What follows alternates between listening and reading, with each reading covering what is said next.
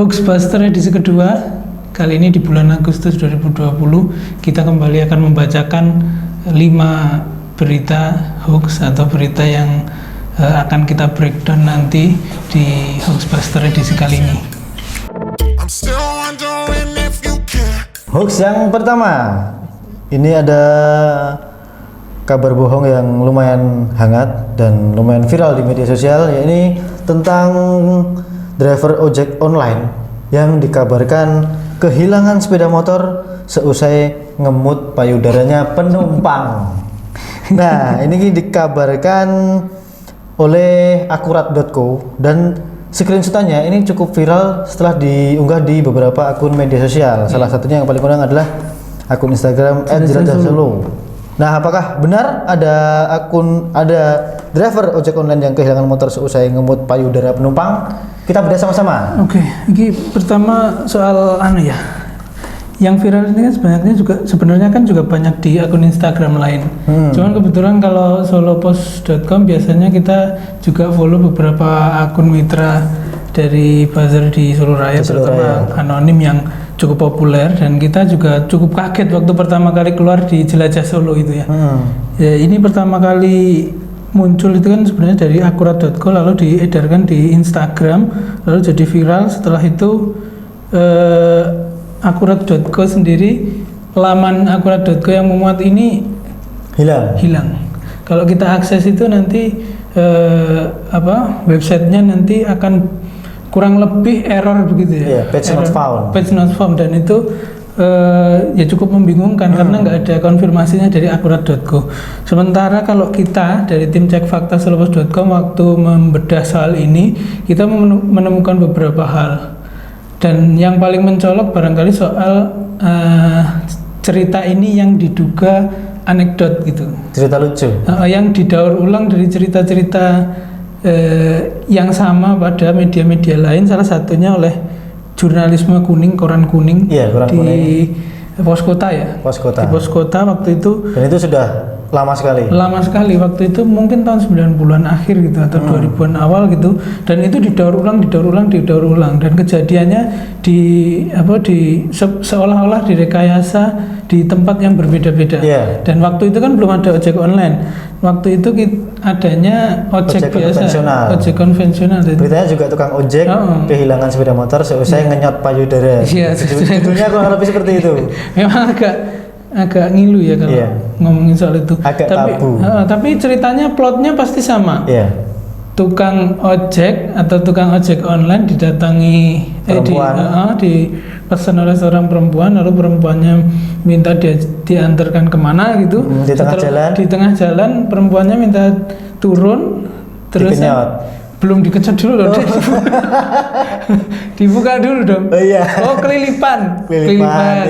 Platnya kelilipan dulu. Aduh kelilipan. Mbak itu kelihatan aneh. Terusan ditawari untuk ngenyat, ternyata setelah dikenyat ternyata mengandung obat bius. Putingnya mengandung obat bius. Terus akhirnya pingsan. Motornya dibawa gitu. Jadi sebenarnya kan ada relasi yang nggak masuk akal, maksudnya. Masa payudara diolesin obat tidur gitu? Iya, Polda diolesin obat tidur, kalau kegesek-gesek baju bukannya itu juga gampang hilang gitu. Dan apalagi kalau pakai dalam dan kelihatannya ya nggak ada obat bius yang langsung dikenyot langsung. Kelihatannya sih nggak ada, tapi kalau ada saya nggak tahu. Cuman cerita ini kurang masuk akal gitu, dan direproduksi jadi cerita-cerita yang sama. Dan lokasinya ganti-ganti. Yang paling kalau di Pos Kota itu di Indramayu. Terus dulu pas waktu di Kaskus itu pernah ngetren tuh katanya di Sumatera gitu. Ada pengamat juga ya. Ya seperti itu. Jadi kalau kita mengkategorikan ini sebagai berita bohong karena nggak ada konfirmasinya. Kalau kita cari di Google Search gitu, nggak ada satupun media berbasis kerja jurnalistik yang ngulas tentang ini. Ini kan tidak ada yang memberitakan secara jurnalistik. Jadi nggak ada konfirmasinya. Jadi anekdot. Dan kalau kita lihat di beritanya akurat.co juga kurang kurang proper sebagai laporan jurnalistik karena Dan itu juga nggak ada bukti foto driver ojeknya, ya nggak ada laporan polisi juga gitu kan? Nggak ada laporan polisi soalnya. nggak ada laporan polisi kan. Kalau di situ disebutkan polisi tapi nggak disebutkan identitasnya itu kan juga janggal juga. Masa kalau kita udah wawancara polisi pasti kita nyebutkan secara lengkap lah polisi. Jadi kalau kita mengkategorikan ini sebagai disinformasi ya. Disinformasi yang apa ya namanya ya. Jadi memuat informasi yang tidak menyesatkan dan tidak akurat dan cenderung semacam anekdot atau kisah-kisah jenaka gitu. Oke, berarti untuk hoax yang pertama itu adalah disinformasi yang sebenarnya adalah anekdot. Dan kalau besok ada kisah atau cerita lagi tentang driver ojek online yang kehilangan sepeda motor karena ngenyet payudara, berarti itu didaur ulang lagi. Ya, karena memang ada kecenderungan seperti itu nanti. Didaur ulang dari mulai awal 2000-an sampai 2020. Ya. Hoax yang kedua, kita lanjut ini. Ada hoax apa lagi kira-kira? Hoax selanjutnya ini datang dari berkaitan dengan pandemi COVID-19. Jadi ini ada kabar yang menyebutkan bahwa ada seorang dokter bernama Dr. Mahfudz yang mengungkapkan konspirasi di balik vaksin COVID-19. Jadi ada sebuah meme yang mengungkapkan ada dokter dari Amerika Serikat. Gitu. Dan ini kabar ini juga disertai dengan foto seorang pria gundul dan memakai jas putih layaknya dokter. Dan ini kabarnya dokter tersebut bernama Dr. Mahfudz dan mengungkapkan beberapa teori konspirasi mengenai pembuatan vaksin COVID-19. Ya, Anda pasti familiar sama si botak. Fotonya itu lumayan familiar di kalangan pemuda. Iya, apalagi pemuda yang suka lihat-lihat konten lendir ya. Jadi salah satu pernyataannya vaksin hanyalah sebuah konspirasi pemerintah Amerika Serikat untuk menguasai dunia kedokteran melalui zat-zat kimia berbahaya. Itu langsung ditulisi seperti kutipan seolah-olah dari Bernard Mahfud. Ya, Dr. Bernard Mahfud. Dan ini dikatakan American Muslim Anti-Vaccine Society itu. Iya. Pertama, ya yang perlu apa ya? Fotonya dulu. Fotonya ini sebenarnya orang ini, tokoh ini sering jadi bahan meme dan sering jadi bahan berita-berita untuk bohong gitu. Ini kan Johnny Sins. Langsung aja. Bagi yang nggak tahu, Johnny Sins itu adalah bintang video porno asal Amerika Serikat. Dan dia itu sering bermain apa istilahnya role play ya. Sering role play dengan karakter yang beda-beda. Ada yang astronot, ada yang apa meneh. Ada dokter juga pastinya. Dokter juga, terusan ada apa? Ada tukang parkir, ada apa? Dan tukang sedot WC juga. Dan itu setiap dia punya kostum baru pasti ada meme dan hoax baru gitu. Jadi sebenarnya ini orang yang selalu dipakai untuk icon meme dan icon hoax gitu. Dan terus selanjutnya kita mau breakdown juga soal Dr. Mahfud yang kalau kita cari di internet itu nggak ada. Dr. Bernard Mahfudz itu dimanapun nggak ada. Jadi di jurnal-jurnal pun kalau kita cari Bernard Mahfudz nggak merujuk pada satu karakter tertentu gitu. Terus selanjutnya ini juga dikatakan ada organisasi namanya American Muslim Anti-Vaccine Society. Itu juga nggak ada dan nggak pernah mengeluarkan publikasi sedikit pun gitu. Kalaupun ada ya katanya ada agak aneh juga kalau nggak bisa dicari di mesin pencari gitu. Apalagi organisasi di Amerika Serikat kan? Iya, organisasi di Amerika Serikat sebenarnya mereka tumbuh dari masyarakat yang sadar internet ya, sadar teknologi. Jadi seharusnya mereka juga identitasnya mudah sekali dicari di internet. Tapi ini kalau kita breakdown satu-satu semua identitas yang ada di meme itu tidak ditemukan. Lalu kalau kita memeriksa lagi foto dan hoax yang disebarkan di Twitter ini ya, paling banyak kan disebarkan di Twitter itu sebenarnya merujuk pada postingan yang sudah banyak diperiksa oleh situs-situs cek fakta lain gitu. Jadi setiap tahun ini muncul terus nih. Iya, bahkan dulu juga pernah ada foto Johnny Sins itu dengan keterangan bahwa dia mengungkapkan konspirasi di balik vaksinasi pada balita. Jadi waktu itu tahun 2017 kalau nggak salah. Iya. Itu isunya kan vaksin apa itu? Balita. Vaksin balita ya. Vaksinasi lah. Vaksin ya, salah satu vaksin. Imunisasi ya, sama lah vaksin. Ya itu juga pertentangannya waktu itu muncul kabar soal Joni sini nih. Dokter Bernard Mahfud juga, iya. Dengan nama juga Bernard Mahfud. Dan dengan foto Johnny Sins itu. Jadi foto yang sama didaur ulang dengan kabar yang sama. Nah kali ini karena sekarang kan kita juga lagi panas soal anti vaksin dan pro vaksin ya. Iya. Dan juga ada beberapa tokoh masyarakat yang menggembar-gemborkan soal konspirasi COVID itu. Iya. Nah itu akhirnya ini muncul lagi dan jadi dan kalau kita cek memang ini konten yang direkayasa gitu. Kalau kita menyebutnya ini sebagai disinformasi yang soal rekayasa konten ya. Rekayasa konten dan kalau mau dibilang kecenderungan sebagai parodi juga agak sulit karena beberapa yang menanggapinya sangat serius, dan di grup WhatsApp itu juga banyak yang membagikan soal ini. Dan itu meme-nya kan juga seperti screenshot dari laman berita serius gitu kan? Iya, kalau kita lihat ya. Tapi kalau rujukannya kalau kita lihat juga dari blog sebetulnya. Iya. Kalau di Pribumi Indo 1945 blogspot.com sekarang kalau percaya soal itu sih berarti memang literasi tentang internet dan media sosialnya pasti sangat kurang gitu. Iya. Itu mungkin jadi kita vonis ini sebagai hoax yang golongannya disinformasi, ya. Informasi yang menyesatkan. Tidak ada Dokter Bernard Mahfud, adanya Johnny Sins. Iya, dan Johnny Sins bukan dokter. Johnny Sins bukan dokter tapi bintang video porno. Iya. Gitu. Oke. Hoax selanjutnya kita beralih ke dunia entertainment. Jadi ini ada juga hoax yang menerpa dunia entertainment yang menyebut bahwa Pak Tarno ini kabarnya dikabarkan sebagai ayahnya Rian Demasif.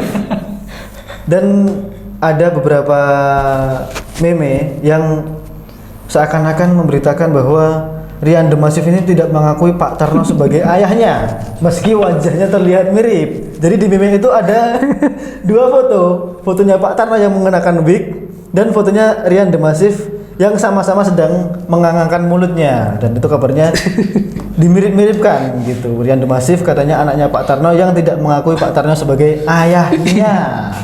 Apa benar ini Rian Demasif anaknya Pak Tarno? Kita bedah. Kita disclaimer dulu ya. Ya. Pertama kita tahu kalau ini parodi. Ya. Ini hanya meme. Ya, pertama kita harus disclaimer dulu, nanti dikira kita goblok. Ya kita tahu ini lelucon, tapi pada level tertentu lelucon berbentuk meme ini bisa jadi hal-hal yang dianggap serius. Dan kayak anekdot yang tadi. Kayak anekdot yang tadi dianggap serius. Seperti misalnya ada satu situs Israel kalau nggak salah namanya Sadap Bloody. Itu sering bikin meme, sering menerbitkan berita yang sifatnya parodi, sifatnya satir begitu. Dan anekdot gitu. Dan itu karena orang luar nggak tahu kalau itu parodi, dikutip lah, lantas setelah itu diterbitkan seolah-olah itu jadi berita. Setelah itu dilakukan cek fakta dan Rian Demasif ini Rian Demasif yang kita nyebutnya meme atau meme itu sama saja ya, karena di KBBI juga ada meme gitu. Meme Rian Demasif dan Pak Tarno ini memang kalau orang Indonesia atau kebanyakan orang Indonesia pasti paham kalau ini lelucon gitu. Tapi seriusnya kalau ini dianggap sebagai sesuatu kabar yang benar, akhirnya kan jadi disinformasi. Dan itu cukup parah gitu ya. Pada level tertentu pasti itu akan membuat orang salah paham gitu. Salah paham dan pasti langsung ngejudge Rian Demasif ini anak durhaka gitu. Iya, anak durhaka. Dan gambarnya juga ironis sekali, seolah-olah Rian Demasif itu sangat mirip dengan Pak Tarno gitu. Ini diterbitkan oleh Kopet News ini. Kopet News itu kan sering dipakai untuk referensi-referensi anekdot kan? Sering dipakai. Dan itu kalau kita lihat di video-videonya MLI yang pengen siaran itu. Majelis Lucu Indonesia. Majelis Lucu kalau di YouTube. Channelnya. Itu Coki Muslim itu sering bahas berita-berita dari Kopet News. Dan Kopet News itu juga sering caper. Jadi berita-berita apa diterbitkan terusan di mentionkan ke seolah-olah akan dibacakan gitu. Iya. Nah, itu bukan salah satu, banyak meme-nya yang cukup lucu dan cukup menggelitik ya. Salah satunya ya ini. Kita mau kasih satu contoh soal disinformasi yang dibikin dengan ramuan anekdot, parodi ya. Satir gitu ya. Parodi, kalau ini kan parodi. Oh, ini parodi. Pure komedi Pure komedi kalau ini. Dan itu disebutkannya sebagai hashtagnya fakta psikopet, lalu dikasih label tahukah Anda. Terus dia tanyanya begini, meski terlihat mirip, ternyata Rian Demasif tidak mau mengakui Pak Tarno sebagai ayahnya. Ya memang bukan ayahnya. Bukan ayahnya gitu. Karena memang kita nggak menemukan fakta lain selain tuduhan dari psikopat News ini. Yeah. Psikopat News ini, dan Rian Demasif juga nggak pernah ngomong soal ini, nggak pernah ada statement Rian Demasif itu. Kamu maaf ya, Pak Tarno bukan bapak saya. Dan Pak Tarno juga nggak pernah ngejar Rian Demasif kan? Nggak pernah ngejar Rian Demasif. Itu anak saya nggak pernah kayak gitu. Pernah. Jadi kalau kita lihat memang konten ini memang kita harus maknainya sebagai konten yang menghibur, konten komedi, dan jangan terlalu serius. Dan ini banyak sekali seperti ini yang disalah tafsirkan toh. Jangan-jangan nanti diambil oleh media Kanada atau mana gitu kan? Nanti kan nggak taunya kan psikopat gitu kan? Iya, nanti diberitakan di Suriname kan. Artis Indonesia kan banyak yang ada Suriname. Nanti tiba-tiba ternyata punya anak kan gitu. Kan bahaya juga. Drogba di Pantai Gading baca berita itu gitu kan. Di Kamerun heboh. Rian Demasif anaknya Pak Tarno. Kayak gitu. Jadi kita sebutnya ini sebagai disinformasi. Parodi, lelucon aja mungkin. Komedi, dan memang Kopetnya sering menerbitkan kabar-kabar selengean seperti ini ya, komedi gitu. Dan tidak perlu ditanggapi sebagai berita serius. Jadi hoax tentang Pak Tarno yang kabarnya tidak diakui ayah oleh Rian Demasif itu adalah parodi, bukan berita serius. Kita lanjut ke hoax berikutnya. Kali ini hoax yang masih cukup hangat terkait uang pecahan 75.000 yang baru saja diluncurkan Bank Indonesia. Ini juga diterpa hoax yang kabarnya uang baru 75.000 ini tidak bisa digunakan untuk alat pembayaran, dan postingan ini beredar di postingan Facebook di akun Ashabul Kahfi. Jadi keterangannya adalah kado prank uang baru, informasi sahih bahwa uang baru dengan nilai Rp75.000 itu bukan dimaksudkan sebagai alat penukar, melainkan semacam merchandise saja atau uang kenang-kenangan untuk memperingati ulang tahun kemerdekaan bangsa Indonesia yang ke-75 tahun. Tapi jangan lupa juga 75.000 ini juga ada satu hoax lagi loh.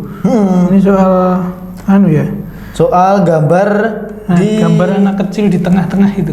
Uang baru pecahan 75.000. Itu katanya memakai pakaian adat Cina.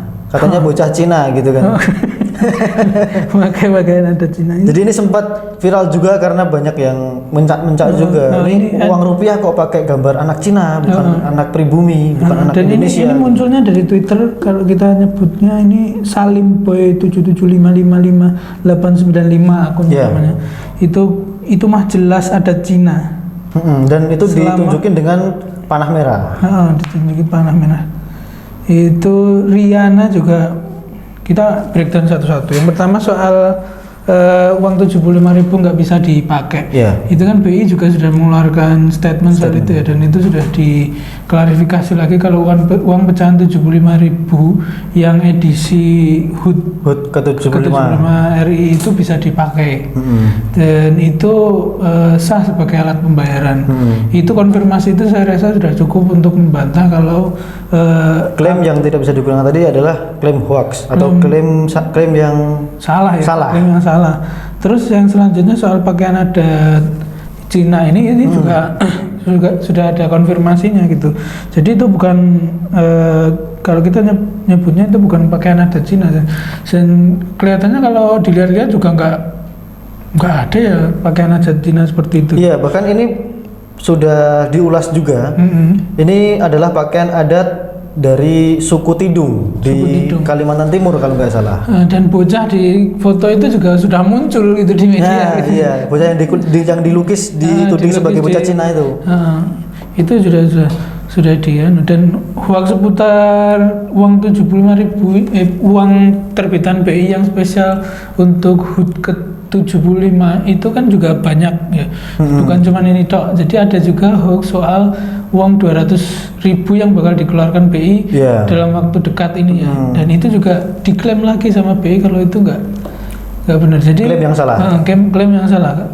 Kita nggak perlu breakdown konten ini kira-kira benar apa salah. Yang Karena jelas, sudah ada bantahan dari klaim-klaimnya sudah banyak. Jadi kita sebetulnya sebagai disinformasi yang cukup menyesatkan dan sudah diklarifikasi semua. Oke, kesimpulannya adalah uang pecahan 75.000 bisa digunakan sebagai alat tukar dan bocah pada lukisan uang tersebut bukan bocah Cina, melainkan kostumnya juga bukan kostum dari itu Cina. Pakaian adat suku Tidung. Kita lanjut ke konten berikutnya. Ini ada konten unggahan di Instagram yang cukup viral dan ini akan kita bedah apakah ini kabar nyata atau hanya hoax. Jadi ini beredar postingan foto seorang pria yang babak belur dengan keterangan bahwa sudah besar ikut main polisi-polisian bareng anak kecil, pas teriakin maling warga sekitar ikut mengejar. Jadi seolah-olah ini si pria ini ikut main polisi-polisian sama anak kecil dan si anak kecil meneriaki pria tersebut dengan kata maling, ternyata langsung malah digebukin warga ya. Iya. Sebentar. Ini langsung kita bedah dulu. Iya, kita bedah dulu. Ini yang ngupload ini dalam waktu bersamaan ya. Waktu serentak di tanggal 21 Juli ini. Jadi ini sebenarnya konten yang sudah cukup lama di bulan Juli. Tapi 21 Juli ya? 21 Juli dan masuk di Agustus itu juga masih banyak yang postingan yang serupa. Yang mengunggah ulang di akun-akun serius juga banyak yang memposting ini. Tapi kalau kita lihat, kalau kita periksa satu-satu, yang saya highlight soal Kopet News lagi. Kalau ini di zoom gitu ya, kita pasti akan menemukan di akun bawah judul. Di bawah judul ada akun media sosialnya @kopetnews. Yaitu kalau kita lihat dari kecenderungan postingan yang tadi yang awal tadi ya, kita duga ini sebagai parodi lagi ya. Tapi kalau seriusnya kita akan breakdown satu-satu. Yang pertama itu kan kontennya ada judul seolah-olah judul berita. Terus kan ada gambar orang babak belur. Bawahnya itu bad luck Brian, kita nyebutnya sebagai icon meme. Icon meme yang memperlihatkan nasib sial gitu. Jadi seolah-olah mengatakan kalau si mas-mas yang ikut main polisi itu sial banget gitu. Terus setelah kita cek cerita atau artikel atau judul di gambar itu, kalau kita cek di mana-mana sebenarnya nggak ada yang merujuk pada satu berita tertentu gitu. Jadi kita nggak menemukan ini sebagai berita yang disajikan dalam format artikel jurnalistik gitu. Terus soal foto, soal foto mas-masnya ini. Nah, kita akan bagikan sedikit bagaimana caranya memeriksa foto gitu ya. Jadi pertama kalau smartphone kita memungkinkan untuk screenshot, itu di screenshot lalu di crop bagian mas-masnya itu diseret ke Google Image atau Google Lens kalau di smartphone, atau kalau di Google Lens kita masih belum menemukan, itu bisa di Yandex. Jadi dicari aja di Google, itu ada namanya Yandex. Atau image searcher atau dupli checker itu juga ada. Kita bisa mencari di mana beberapa mesin pencari itu sudah cukup sudah cukup canggih untuk mendeteksi, memeriksa. Dan kalau kita periksa di Yandex dan Google Image gambar itu kita langsung merujuk pada berita yang diterbitkan oleh tribunnews.com.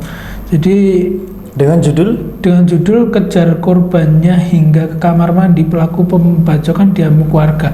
Dan ini kejadiannya nggak soal main main polisi-polisian dong. Ini kan seperti berarti pembacokan asli. Pembacokan, dan ini terjadi di Semarang gitu.